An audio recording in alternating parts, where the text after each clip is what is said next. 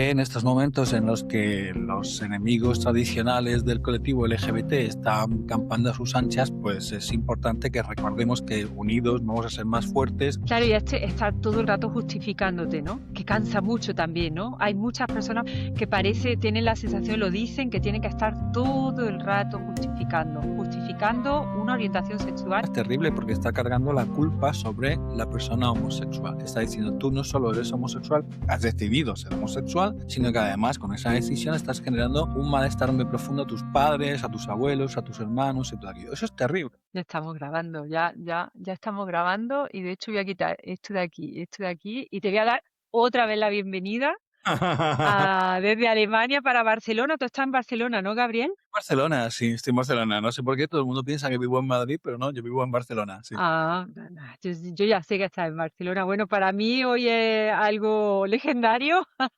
Después de 2 años a pico y pala, al final he conseguido, bueno, contactar contigo. Has dicho que sí, yo estoy súper agradecida de que estés aquí, porque tienes una trayectoria profesional muy potente, muy cañera, y Gracias. precisamente por eso las preguntas de hoy son un poco cañeras, pero en el sentido de, más que nada para ver cuál es tu perspectiva y cómo lo vives tú en la consulta como psicólogo, ¿no? Entonces, no sé si conoces, el foco de nuestra plataforma precisamente está pues dirigido a esas personas pues, que no se sienten cómodas con el discurso actual del colectivo, donde trabajamos muchísimo el tema de las etiquetas, trabajamos muchísimo el tema del encajar, del querer encajar, del no poder encajar. Entonces, no sé, en estos años de trayectoria profesional que llevas ya más años en la puerta, ¿con qué historias te has encontrado y si has visto un cambio precisamente en esa forma de verlo ahora con los hombres que tú tratas en consulta, de cómo se sienten, de cómo lo ven ellos? Pues no sé si habrá un sesgo por alguna parte. A lo mejor es verdad que la gente que acude a mí tiene muy claro que se identifica claramente con el colectivo o en todo caso si siente algún tipo de rechazo hacia el colectivo es consciente de que puede deberse a algo que tiene que ver con la homofobia interiorizada o el rechazo que uno ha interiorizado. Pero estamos hablando y últimamente además se escucha mucho, hay discursos que son muy tendentes a dividir el colectivo, separando letras, quitando la T, ¿no? Ayer, por ejemplo, subí un vídeo a mi canal donde hablaba de la ansiedad geopolítica y comentaba algo que me había parecido súper curioso cuando tuve que hacer un informe sobre la ley trans para el Colegio de Psicólogos, el Consejo General de la Psicología de España. Y entonces, bueno, pues había un montón de bulos y un montón de comentarios en redes sociales fundamentalmente, en algunos libros, en algunos podcasts, etcétera, sobre las personas trans y todo eran bulos basados en estudios con metodologías o deficientes por ser generosos, diciendo que son deficientes, o realmente saltaban a conclusiones que no correspondían o eran directamente conclusiones falsas. Por ejemplo, recuerdo uno que hablaba de los de transicionadores y eran todo cifras inventadas a partir de un estudio que habían hecho en una web de personas que se habían arrepentido y, y llegaban a unas conclusiones, incluso siendo un estudio absolutamente sesgado en la selección de la muestra, llegaba a conclusiones que no permitían decir finalmente que las personas trans se arrepientan de sus transiciones y de hecho hay estudios publicados posteriormente que los incluyen en ese informe donde se muestra claramente que las personas que se arrepienten de su transición lo hacen no porque no sientan la identidad de género que sienten, con la que se identifican, sino porque les falta el apoyo de su familia o tienen demasiados problemas a nivel social. Y Ujú.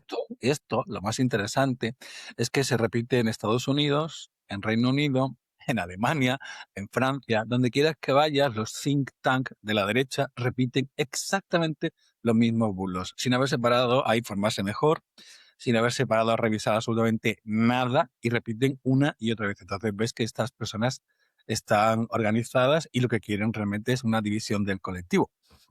En estos momentos en los que además estamos teniendo los problemas que tenemos a nivel político internacional, donde los ataques al colectivo se están dando, Porque te puedes encontrar con personas dentro del propio colectivo que digan, bueno, como no va conmigo, pues yo no me voy a quejar, pero sí va contigo, porque son los mismos que quieren prohibir la educación sexual en los colegios, quieren que no se hable de diversidad sexoafectiva, que te dicen que va a venir la población extranjera con sus costumbres y sus culturas y nos van a matar a todos, pero sin embargo no quieren que haya educación sexoafectiva o de diversidad sexual en las escuelas, porque eso supuestamente ellos puede afectar a los niños, ¿no? Cuando en realidad le estás dando un, le estás abriendo a darse cuenta de que el mundo es mucho más amplio, mucho más diverso de lo que sus tradiciones les han enseñado, ¿no?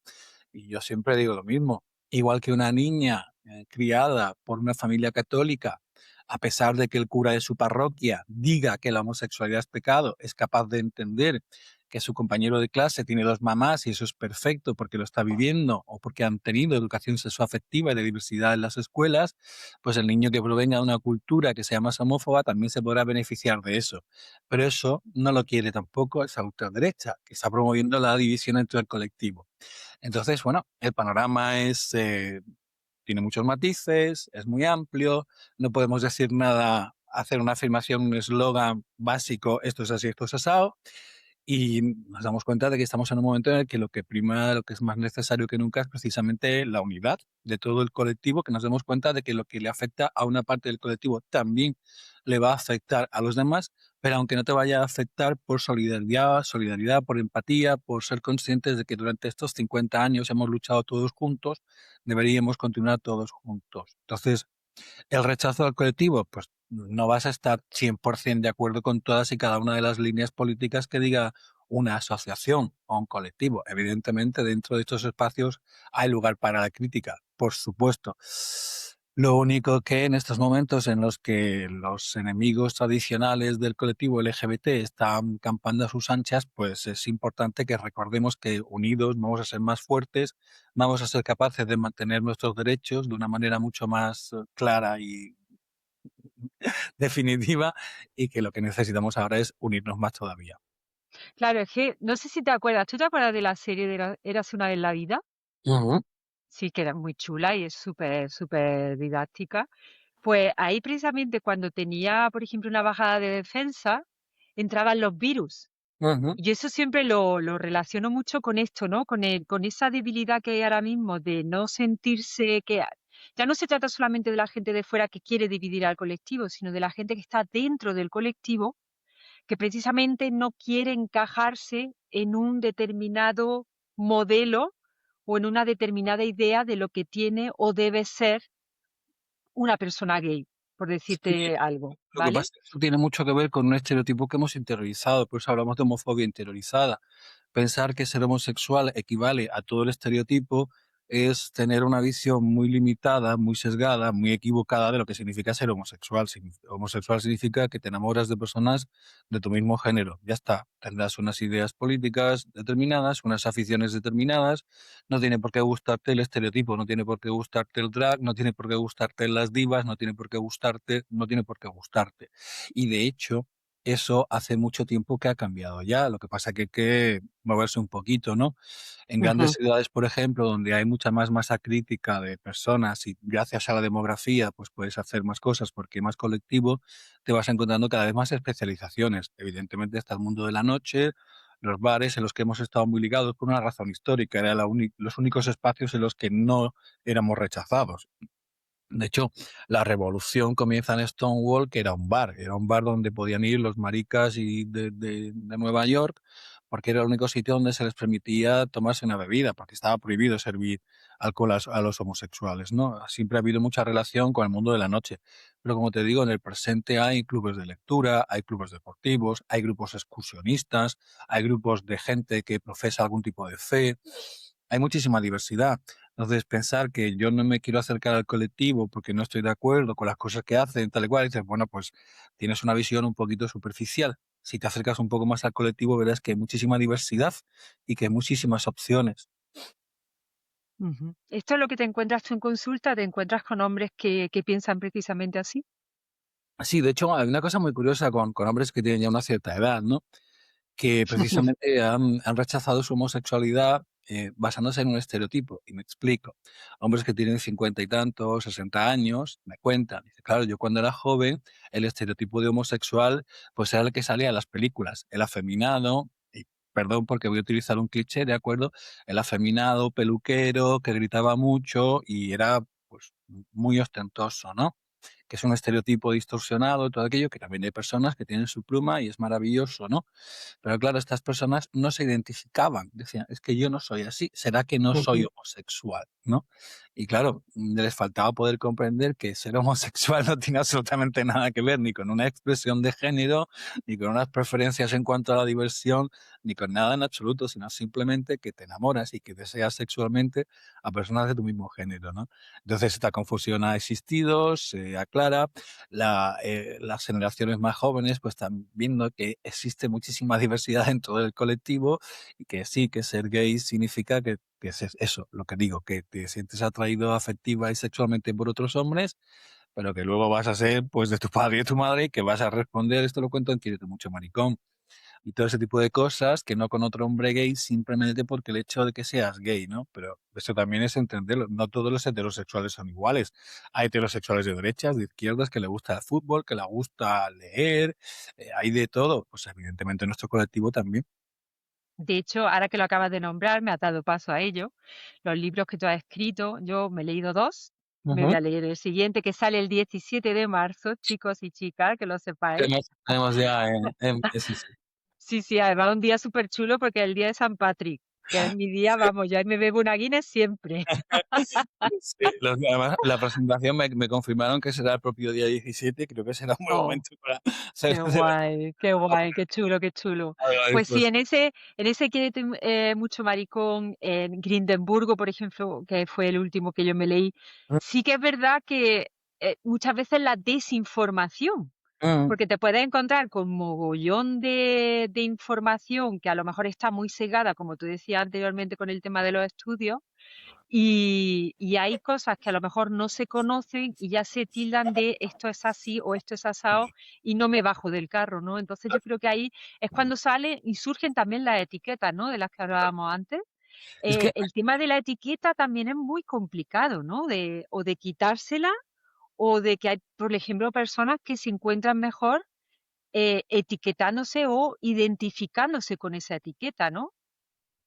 hay incluso en estudios sobre la aceptación de la propia homosexualidad, hay un momento en el que asumir la etiqueta ayuda mucho precisamente a construir la identidad y a entender qué es lo que significa ser homosexual y darse cuenta de que ser homosexual, pues lo que he dicho, básicamente consiste en que te sientes atraído sexual y románticamente, bla, bla, bla, por personas de tu mismo género, que luego ya las expresiones van a ser muy diversas y todo lo demás, ¿no? Pero bueno, en líneas generales para entendernos.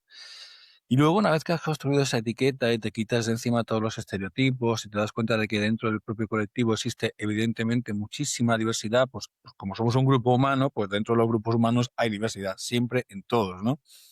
Y a partir de ahí te das cuenta de que perteneces a un colectivo que tienes en común no solo la orientación sexoafectiva, sino también toda una historia, un historial de rechazo, un historial de discriminación, un historial de haber estado encarcelados, considerados enfermos, de sufrir estigma social, todo aquello, y darte cuenta de que estas personas han luchado también contra lo mismo que estás luchando tú en este momento y que puedes aprender de esas personas. Entonces, formar parte de ese colectivo te ayuda muchísimo a aprender también a cómo llevar mejor tu vida, cómo manejar mejor tus situaciones con la familia, en el trabajo, con los amigos, en la sexualidad, en fin, millones de cosas, ¿no?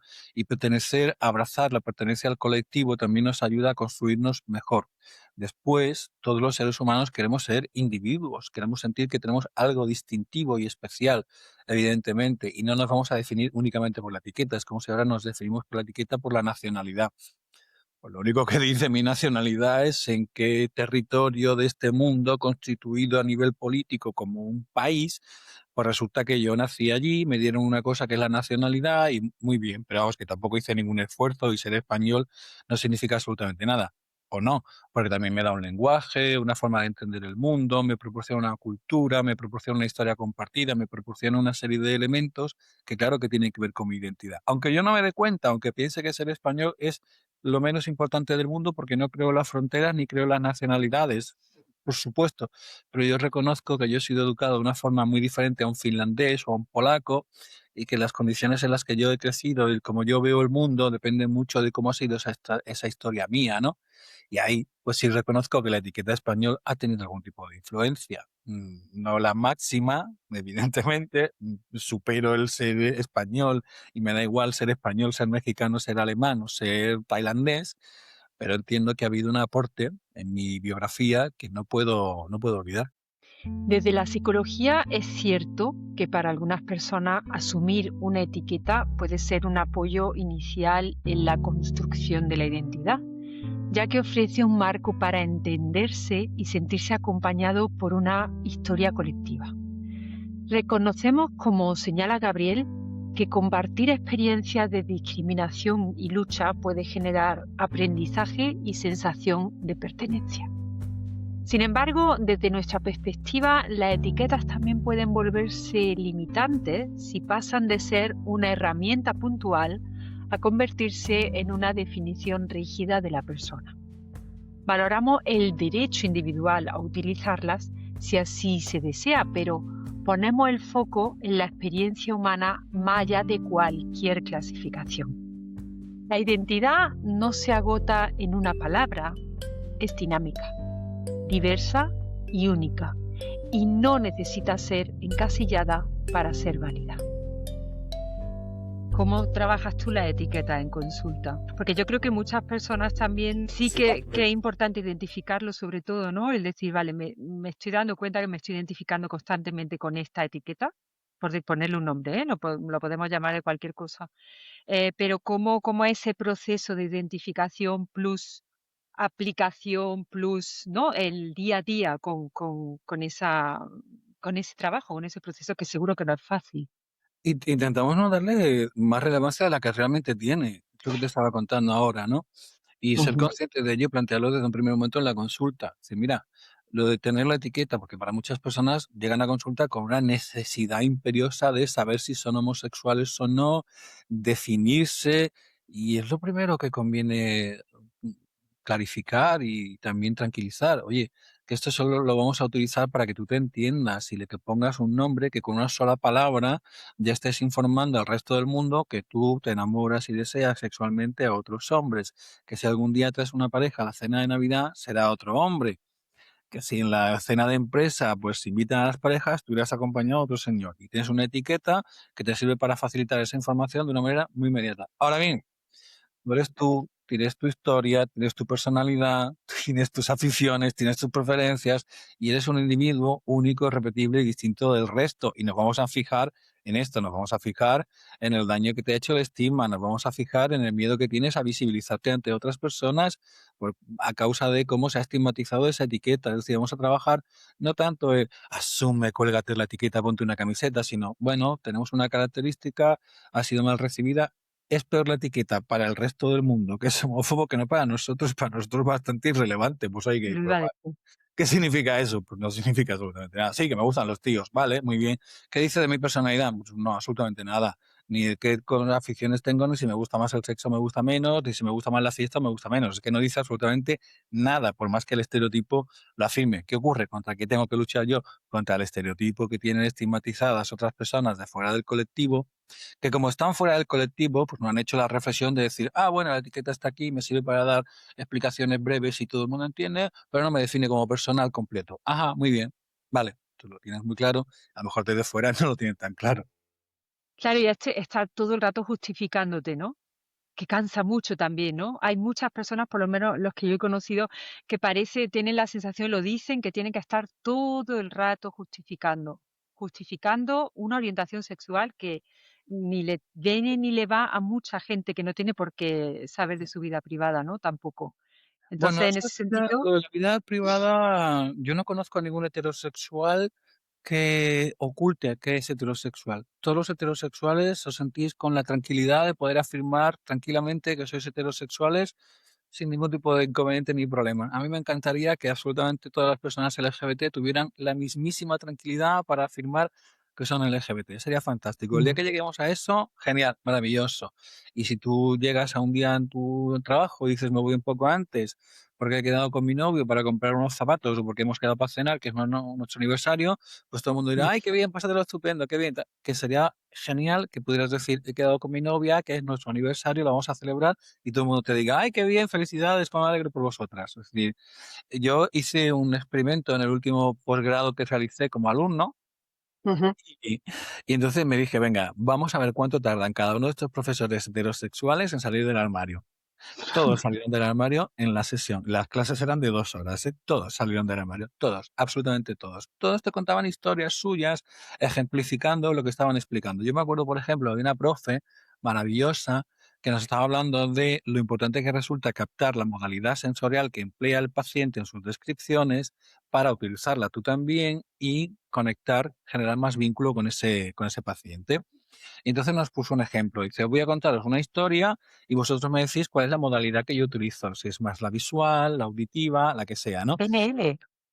¿Vale? ¿Y qué ocurrió? Pues que empezó a contarnos la historia de que ella el año pasado había ido a México porque ella y su marido tienen el pacto de que cada año uno elige el destino vacacional y ese año le tocaba a su marido. Es decir, estaba diciendo, soy heterosexual, estaba saliendo del armario.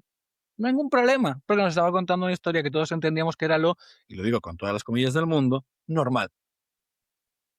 Ese nivel de tranquilidad sería maravilloso para todos nosotros. ¿Qué ocurre? Que efectivamente un heterosexual está todo el rato saliendo del armario, porque nosotros nos quejamos mucho de que eso salir del armario es algo que tienes que estar haciendo continuamente. Bueno, si salir del armario lo percibimos como una confesión que implica una preparación y el miedo al rechazo por parte de los otros, vamos a estar sufriendo muchísimo. Si lo planteamos desde una perspectiva igualitaria, donde dices, igual que mi prima la heterosexual, está ella contando que esa noche se va de fiesta con su novio, pues os voy a contar que el mío con la misma tranquilidad y el mismo aplomo. Y si alguien me dice algo, le preguntaré, ¿qué? ¿Qué pasa? ¿Algún problema? Dímelo, que ya lo arreglamos tú y yo. ¿De acuerdo? Claro. Es decir, es que en realidad no estamos hablando de a nosotros nos ha caído una carga más. En realidad todo el mundo afirma continuamente cuál es su orientación sexual en público. Pero para los heterosexuales, como no hay conflicto, pasa desapercibido. Para nosotros, como todavía lo seguimos viviendo con conflicto, es un esfuerzo. Cuando tú lo tienes naturalizado y hablas de que eres homosexual, lo mismo que hablas de que tienes el color de pelo X, pues ya se acabó ese problema. Y ni la etiqueta es un problema, ni salir del armario es un problema, porque tú vives esto con toda la naturalidad del mundo. Y ese es el objetivo. Claro, ese es el objetivo. ¿Y qué es lo que puede ayudar Mm. desde tu punto de vista? Porque imagino que no solamente tendrás hombre homosexual en consulta, tendrás Sí. también a familiares, ¿no? Bueno, alguna vez he tenido familiares, pero fundamentalmente trabajo directamente con el paciente homosexual. Alguna vez me ha llegado un familiar, pues sobre todo con chicos jovencitos y tal, que los padres pues querían un poco de información, todo aquello.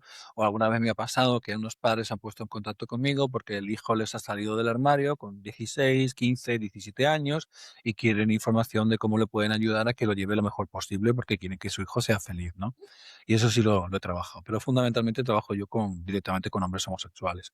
¿Y qué es lo que hacemos? Pues lo primero es analizar todos los prejuicios que hemos interiorizado, que nosotros mismos todavía tenemos esos clichés que nos duelen, ser capaces de desmontarlos en nuestra mente y eso nos ayuda a estar mucho más empoderados, asertivos, firmes a la hora de hablar con los demás con naturalidad de cómo nuestra vida personal. Ojo, que no es íntimo. Yo siempre hago una distinción.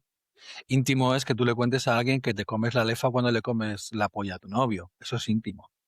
Decirle a alguien que tienes novio es hablar de tu estado civil y eso, hasta no hace demasiado, iba incluso en el carnet de identidad. No es tan privado, es bastante público.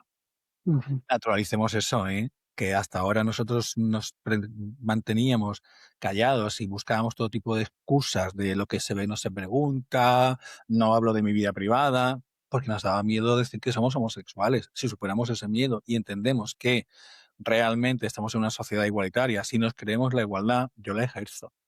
Ese es el problema, que yo primero me tengo que creer la igualdad para poder ejercerla. Cuando yo me la he creído, yo la ejerzo. Y si alguien me la niega, ya hablaremos, nos enfrentaremos, porque de manera asertiva no voy a permitir que alguien me discrimine. Eso es así de claro, ¿no?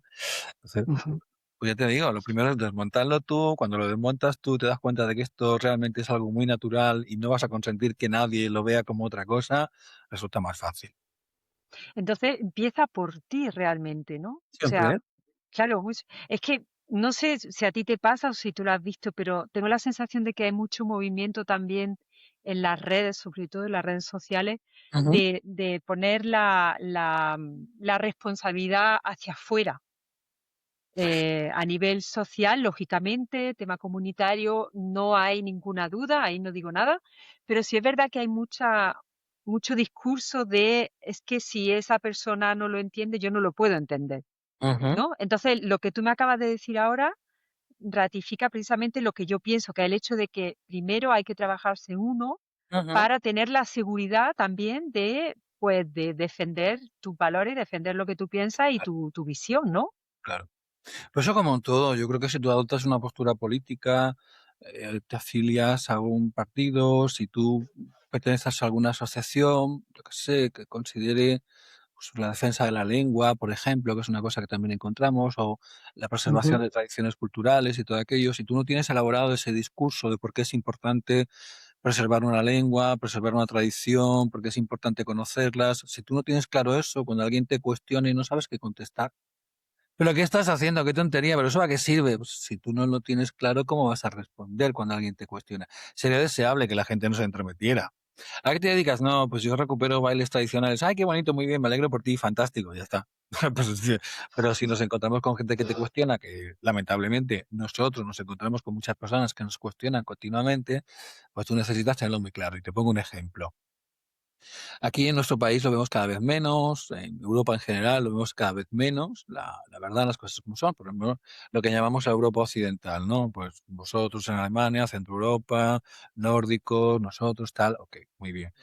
Pero estamos encontrando cada vez más y en algunos lugares del mundo, América, por ejemplo, pasa mucho, en África también pasa muchísimo, ¿no? El que los padres, las familias, digan a sus hijos homosexuales que han elegido ser homosexuales, por ejemplo, ¿no?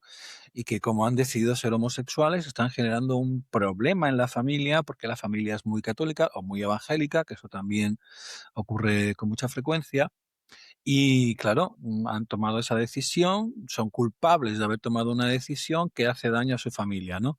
Esa narrativa es terrible porque está cargando la culpa sobre la persona homosexual. Está diciendo, tú no solo eres homosexual, has decidido ser homosexual, sino que además con esa decisión estás generando un malestar muy profundo a tus padres, a tus abuelos, a tus hermanos y todo aquello. Eso es terrible. Cuando la narrativa alternativa es, no, yo no he elegido absolutamente nada. Eso dice tu superstición, porque no le voy a llamar ni siquiera religión. Eso dice tu superstición, que ni entendía cómo se formó el universo, que seguís diciendo que se formó hace 6.500 años, ni entendía cómo era la evolución de las especies, ni entendía cómo el Sol estaba en el centro de nuestro sistema y nosotros giramos alrededor. O sea, habéis estado durante siglos quemando a gente que contradice un libro que se inventó alguien y que no responde a la realidad en absoluto. Y ahora pretendéis que yo me sienta culpable por haber nacido homosexual, cuando no es algo que yo descubrí, que no decidí en ningún momento, y vosotros seguís presa de ese estereotipo, de esa mentira, de ese bulo. ¿Yo me tengo que sentir culpable? No. Pero claro, ¿quién hace esto? Alguien que se ha trabajado todo esto, porque una persona que crece en un entorno que le está enseñando que él ha decidido y que por tanto es el culpable, necesita un trabajo importante de desprenderse de esas ideas, de darse cuenta de cuál es la narrativa científica que dice, no, mira, es que hay un montón, hay cientos de especies donde se practica la homosexualidad y los seres humanos somos una más de ella. Tú no lo decidiste en ningún momento, tú no decidiste ser el niño afeminado con pluma del colegio al que todo el mundo le pegaba. Nadie quiere que le peguen en el colegio. Tú no elegiste que tu madre se avergonzase de ti. Nadie quiere eso. Tú simplemente asumiste algo con lo que has nacido y que te ha colocado en tu familia además en una posición de mucha vulnerabilidad. ¿Verdad? Hay que trabajar eso, hay que empoderar a la persona, hay que darle herramientas, hay que ayudarle a que tenga una narrativa diferente hasta que un día se plantee delante de su familia y diga, se acabó. Estáis sufriendo por culpa de un invento, de alguien que se le ocurrió una idea falsa, me estáis cargando a mí una responsabilidad y una culpa que yo no tengo, que no voy a asumir de ninguna de las maneras, nunca más, y en todo caso aquí quien tiene que hacer un trabajo sois vosotros para quitaros la homofobia de encima.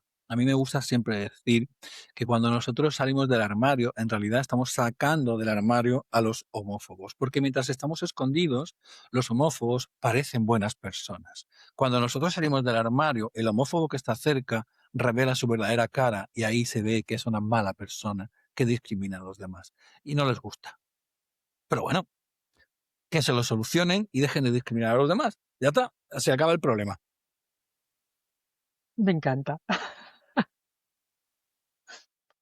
Mateo sin palabras, me encanta la frase. Me ha encantado la frase. Qué titular, por favor, qué titular. A ver, es que se me ha ido ya la pelota. Como, es que te juro que, que estaría ahora escuchándote. Es que, por ejemplo, lo que acabas de decir de Ujú. la culpa es algo muy difícil de trabajar. Sí, la verdad. Mucho. Mm, no te voy a pedir que des estrategia aquí para trabajar con tu culpa, pero ¿qué es lo que tú has visto que funciona un poquito más para Pues aceptar esa culpa? precisamente esto, ¿no? Esta reestructuración, este cambio en la forma de entender de la causalidad, todo aquello, ¿no? Es decir, es que en realidad tú no eres el culpable de lo que está pasando. En realidad, el culpable de todo esto es ese estigma, que no voy a decir que sea exclusivo de tu familia. Podemos decir que a lo mejor tu familia, hay un personaje de tu familia que es especialmente cabezota en no querer ver las cosas de una forma diferente. Ok, pero entendemos que tu familia también es víctima de una educación que les han enseñado, pues esto que decimos, que tú has elegido, que esto es una opción que, pues, que estás confuso, o yo no sé cuántos estereotipos que hemos sufrido, de nuevo, todo el colectivo. O sea, yo no me, a lo mejor no me identifico con la etiqueta, pero es que resulta que a mí, aunque no me identifique, también me ha caído que mi familia piense, porque comparto una historia en estigma. Es decir, la etiqueta la tengo aquí, me guste o no me guste, porque como tengo homofobia interiorizada, yo también rechazo mi etiqueta, porque yo rechazo aquello por lo que me discriminan. En lugar de decir, me estás discriminando y mal, me rebelo contra la etiqueta.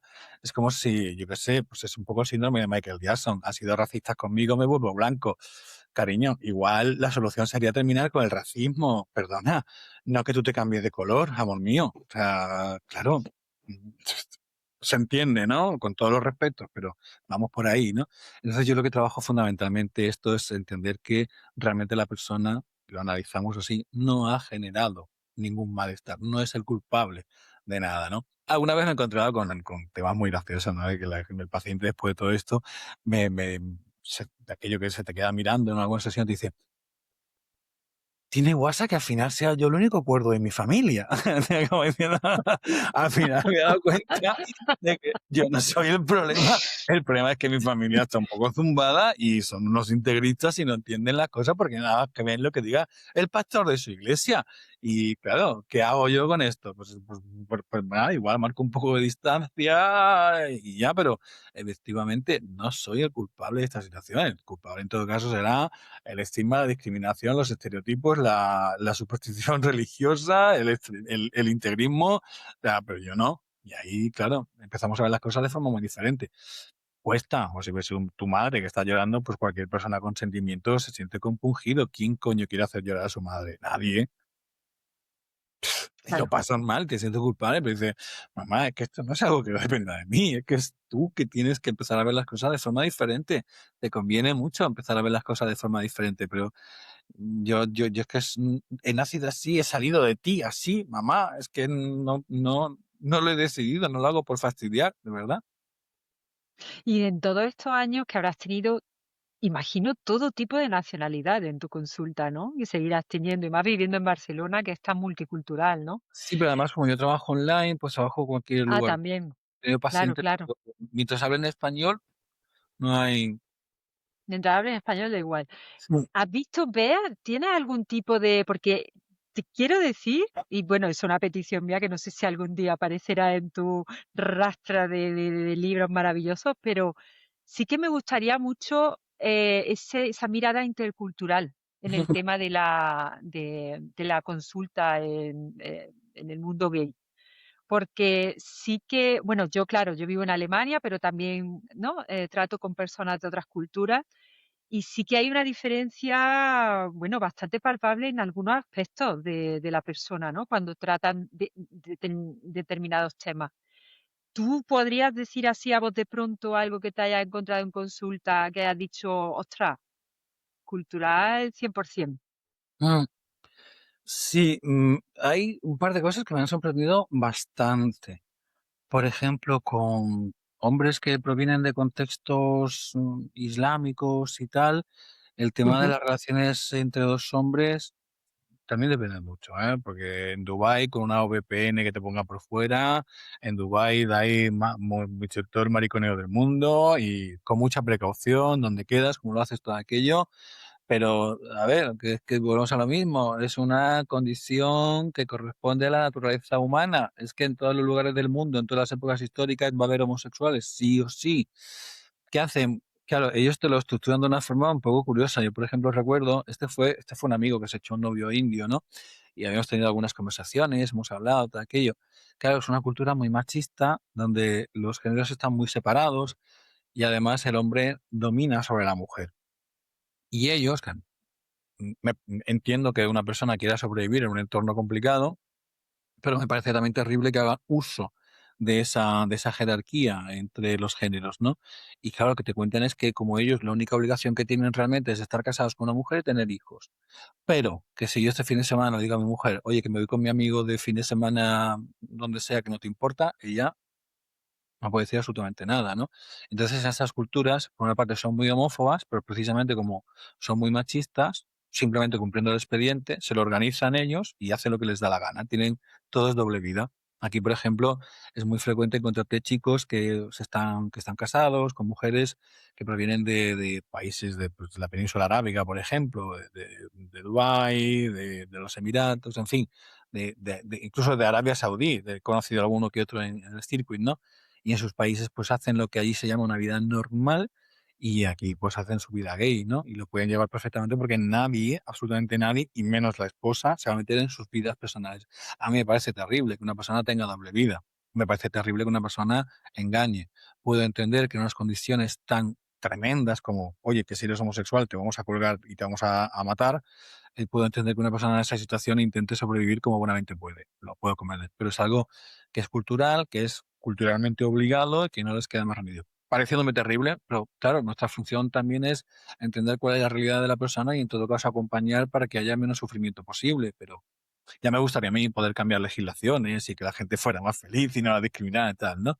Y otra cosa que me encuentro, sobre todo con americanos, de Centro y sobre todo Sudamérica, es la presencia de corrientes religiosas evangelistas y sobre todo en clases altas y demás, ser muy homófobas, muy, muy, muy homófobas. Es un tema cultural muy curioso cómo las familias, quizás entiendo que por cómo está la política en aquel lugar, donde, bueno, las izquierdas y las derechas están muy enfrentadas, estamos viendo el ver que es una especie como de distintivo de clase, el hecho de somos ricos, viajamos, tenemos no sé cuántas posesiones, somos homófobos, vamos a la iglesia y todo aquello, ¿no? Y me sorprende mucho, mucho, mucho, precisamente porque aquí en Europa es justo lo contrario, ¿no? Cuanto más nivel educativo, más fácil es que la persona se haya quitado prejuicios. Hay gente de un nivel educativo muy alto que pertenece a sectas como el Opus Dei, el Yunque y todo aquello. Eso existe, ¿no? Pero como líneas generales, en tendencias generales, sí que se observa esta tendencia, ¿no? Y en otros lugares es justo lo contrario, por una cuestión cultural, ¿no? Es decir, nosotros como clase alta tenemos estas características, riqueza, contactos, homofobia, religiosidad, bla, bla, bla, todo aquello. ¿Sigue habiendo actualmente tantos hombres que viven una doble vida? Depende del país. Depende Depende mucho, del país. claro, depende mucho del país. ¿Cómo lo ves tú a nivel español? De No, aquí a, comparando con hace, yo qué sé, 20 años. sí, no, nada que ver, nada que ver. Si Nada que ver. comparamos con hace 20 años, absolutamente nada que ver. Ya es que, de hecho, no se entiende que alguien tenga doble vida y la gran mayoría, a no ser que provengan de entornos súper religiosos, que he tenido pacientes que provienen del Opus Dei o que provienen de Testigos de Jehová, todo aquello, a no ser que provengan de unos contextos hiper religiosos, nadie quiere una doble vida, porque eso es un follón, es que pasaste la vida mintiendo, intentando ocultar lo que haces, que nadie sepa de ti, con tu vida completamente extendida en 2 mitades. Eso es un esfuerzo, un sacrificio al final tan grande que dices, o estoy en un país donde me van a matar por ser homosexual, o mira, chico, no merece la pena. Ya, ya, bromeando, ¿no? Pero sí que es verdad que cada vez hay menos, por lo menos en España, cada vez hay menos hombres que entienden que esta es una buena solución, ni para ellos, ni para la chica, ni para las familias, ni para nadie. Pero, claro, luego hay casos particulares que hay que entender, pues, la persona, su contexto, su familia, su biografía, qué herramientas tiene y, bueno, pues, a lo mejor, pues, no ha podido hacerlo de otra forma. Bueno, pues ya veremos, ¿no? Ujú. Ahí yo creo que es una buena noticia, Mm. realmente, en comparación con hace tanto tiempo, Sí, que no, no, algo la que ha verdad que cambiado para bien. no tiene nada que y te digo que de verdad, es eso de no merece la pena, no me merece la pena este esfuerzo, ese sufrimiento, estar todo el rato con el miedo, cuando mira, ya está, pues me acepto, me asumo y o no doy explicaciones, o yo me he quedado soltero y ya está. ¿No tienes novia? No, no tengo novia, no me apetece. No doy más explicaciones porque no estoy preparado para dar más explicaciones, pero por lo menos no me meto en un follón de doble vida con unos hijos, una mujer, engañar a no, o sea, no, cada vez menos, cada vez menos. Bueno, Gabriel, y este último libro, no sé si se te permite hablar de él, sin haber salido, Sí, ¿sí? de hecho, después vamos a te voy a enseñar un truco. Si me das un segundo, Venga, te doy un segundo y 5 si quieres. Mira qué cuadro más chulo tiene de fondo. ¿cuál? ¿El del Me pájaro? encanta. El del pájaro, está súper chulo. El pájaro es un artista urbano, Rick, que hace grafitis con este pájaro en Qué Barcelona, chulo. en muchos sitios de por aquí, tal y cual, ¿no? Y hubo una temporada durante los confinamientos y tal, ¿no? Cuando había que marcar la distancia social, que yo salía con mi trípode y me hacía fotos delante de grafitis, un poco por tener algo de contenido y demás, ¿no?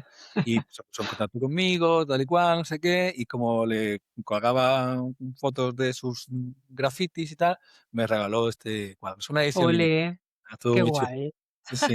La qué verdad chulo. está muy bien, muy bien. Pues te quería Ujú. enseñar esto. ¡Ah! ¡Ay, ay, ay, ay! ¿Y por qué hay que esperar tanto para tenerlo? El otro Desde día lo quise ahora comprar y no ahora me voy dejaron. ahora voy a confesarte la realidad, ¿vale? Es lo que se llama un ficticio. Solamente ¡Oh, te no! ¿vale? ¿Qué Y me esa trata? Bueno, para los que no lo estáis viendo, acaba de mostrar un no, libro que no tiene nada que ver con el libro que es. vale, vale, exactamente. Lo que he mostrado es que lo que tengo es una solapa falsa impresa, eso sí está maquetado ya, está todo hecho y tal y cual, ¿no? Puesta encima de otro libro para, pues, hacer un poco el postureo y ponerlo y enseñarlo y todo aquello, ¿no?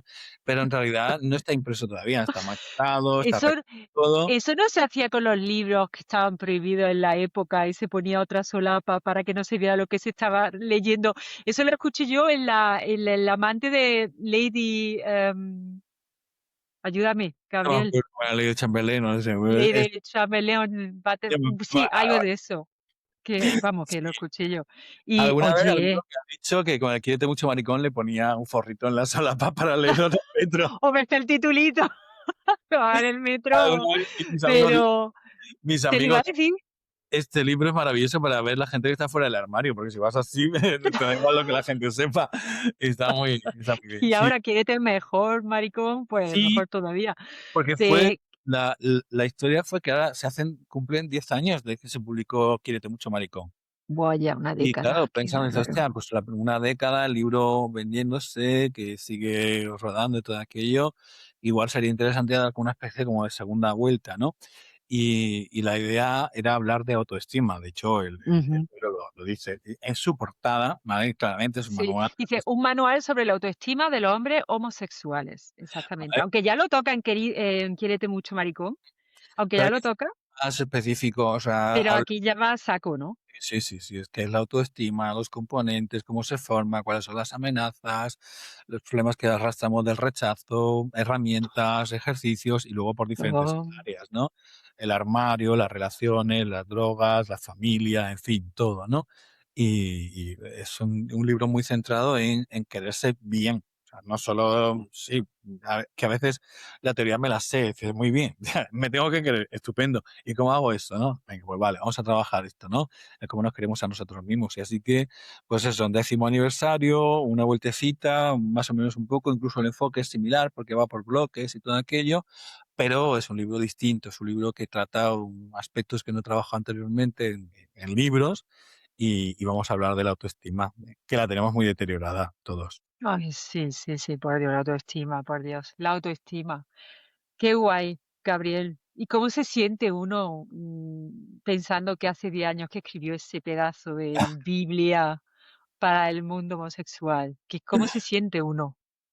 Es curioso porque tampoco tengo, o sea, sí tengo la sensación, sé que el libro ha sido un libro que ha tenido muchísimo impacto. De hecho, bueno, hace 10 años casi nadie publicaba libros sobre estos temas y ahora cada vez hay más autores que van publicando, cada vez hay más gente haciendo de este tipo de trabajo en redes sociales. Hace 10 años, yo recuerdo, por ejemplo, una conversación con una de ¿sabes? Hay una gran editorial LGBT, ahora hay varias, ¿no? Pero las primeras fue, pues, Egales, que nació con la librería Bercana en Madrid, en Cercana. Ujú. Chueca, todo aquello, ¿no? Y la editorial tenía, bueno, o sea, había aquí en Barcelona una librería, que era la librería Cómplices, y estaba Jena y Connie. Y entonces dos mujeres lesbianas que tenían la librería, que a su vez participaban de la editorial, un poco para situarnos, ¿no? Y un día estaba con ellas, pues voy a sacar un libro, estaba allí pues, comprando libros, voy a sacar yo uno, no sé dónde sale cuál, que hablo de esos temas, tal. Y entonces Gena, que es alemana, parece recordar, me estábamos hablando del tema, digo, sí, sobre todo voy a hablar mucho de homofobia interiorizada. Decía, por fin ya era hora que alguien tratase ese tema, porque claro, en Alemania la psicología afirmativa gay está mucho más avanzada. Yo tengo un amigo alemán, Matías, que siempre me dice, Gabriel, esto me lo hacía mi psicóloga a los 80. Digo, sí, pero en el mundo anglosajón estaba, eso lo cuento quiere mucho, ¿no? En el mundo anglosajón está muy extendida y aquí menos, ¿no? ¿Qué te quería decir con esto? Pues que cuando yo saqué el Quiérete Mucho, nadie había hablado de homofobia interiorizada. Ahora todo Dios habla de homofobia interiorizada. Vas a la calle y la gente comenta, después de lo que tienes es homofobia interiorizada, no sé cuántos. Se ha convertido en un término muy popular, ¿no? Y muchos aspectos también, por ejemplo, la relación con el VIH, la relación con la sexualidad, saber qué es la nosofobia y ese tipo de cosas, pues cada vez la gente lo habla más y más y más y forma parte del vocabulario cotidiano. Y eso dices, coño, pues ese trabajo que hice yo, que me tiré un año entero escribiendo el libro y documentándome, preparándome, pues ha servido no solo para que cada vez que me llega la nota de la editorial de cuántos libros han vendido, me quedé flipado de que se sigue vendiendo 10 años más tarde, todavía Mucho. continúa vendiéndose, sino que además el libro realmente forma parte de la vida cotidiana del colectivo. Eso es que es muy bonito. ¿Está Es- traducido a otro idioma? Eso es lo que yo no sé. Traducido está, yo lo tengo traducido al italiano, como era, Amati tanto Froccio, algo así era lo que el título me Ay, por favor, qué bien suena. una cosa maravillosa. Lo que pasa, eso fue un chico pues que le encantó el libro, era bilingüe y lo tradujo. Entonces, pues tuvo el detallazo maravilloso de incluso imprimir un ejemplar, facsímil, no sé qué. Me lo regaló en plan detallito, además muy chulo con la portada en italiano. Muy bonito, muy bonito, muy Qué bonito. bonito. Pero el tema no es tanto tener una traducción, sino tener un circuito editorial que distribuya el libro y lo venda en el país. Mm, Entonces, a veces no es tanto el problema el que esté traducido como que lo puedan mover, ¿no? Quizá con electrónico puede ser más fácil todo aquello, pero también te digo, la comunidad de hispanohablantes es de millones y millones y millones. O sea, si a mí yo con que me lean en América y en España, dices, madre mía, ya quiero llegar a millones de hombres y eso está muy bien. Pero bueno, es un español que se entiende bastante bien, también te lo digo. Si sí, alguien quiere sí, sí. empezar, dijo Bad Bunny, tienen unos meses para aprender español y entender lo que yo voy a cantar, pues un poco lo mismo. Tienes toda la vida para aprender español y entenderlo. Total, pues yo creo que, bueno, doy las gracias por muchas otras personas que se han leído el libro, que lo tienen encima del escritorio. Yo no sé a cuántas casas he ido, amigos míos que tienen el libro encima del escritorio. Y digo, por Dios, parece ya parte de la decoración. Es que yo lo Dice, tengo en ebook. Si no, te lo hubiera enseñado aquí así. ¿Cómo que has dicho? que digo que muchos besos a todos vosotros. Si nos están viendo, tus amigos del libro, muchos besos a todos ellos. Le damos besos a todos ellos. Sí. Saludamos también a Latinoamérica que nos sigue en el podcast. Y bueno, Gabriel. encantadísima. Lo he flipado. Mira, 47 minutos yo hubiese estado 2 horas. Lo que pasa es que sería ya muy largo y muy pesado, pero así me quedo con el gustazo, de verdad. Ha sido un Muchas placer gracias. y oye, ya iremos repitiendo, no hay problema. Ay, no lo digas 2 veces que mañana me presento en tu casa, ¿eh? A mí me das la mano y te cojo el codo. Mañana no estoy, mañana te vas a encontrar que con mi sobrino y la novia que están pasando el fin de semana, porque yo me voy, ahora después de comer me voy a Valls, que vamos a una calçotada maravillosa con 300 osos, Oh, una cosa increíble, calzots. y este Qué finde rico. nos vamos a comer calçots por ahí. Muy bien, pues cómete uno a mi salud, Lo porque hago, lo echo de menos, con la salsa romesco ahí dándole qué bien. maravilla. Sí, sí, Un abrazo gigante, Gabriel, muchas gracias. grandísimo, enorme, muchísimas gracias a ti.